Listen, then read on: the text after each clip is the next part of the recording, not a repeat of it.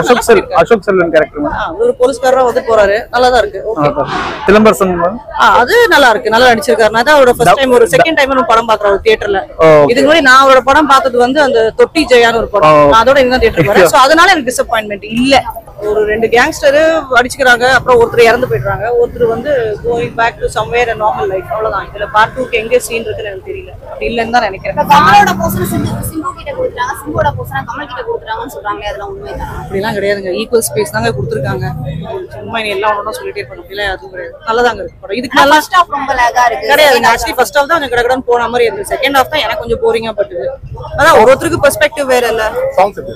ஏனாம சொன்ன classic job, நல்ல வேளை தனியா ஒரு சாங் எல்லாம் இல்லாம கதையோட பாட்டு வரனால போர் அடிக்கல. விண்வெளி நாயகன் சாங் வந்து செட்டே ஆகலன்னு சொல்றாங்களே லாஸ்ட்ல. இல்லங்க, அது ஆவலன்னு சொன்னவரை கேட்கணும். எனக்கு அதுல பெரிய இல்ல உங்களுக்கு எப்படி தோணுது? அது லாஸ்ட் சீன்ல நடந்து போகும்போது நல்லதா இருக்கு அந்த பாட்டு.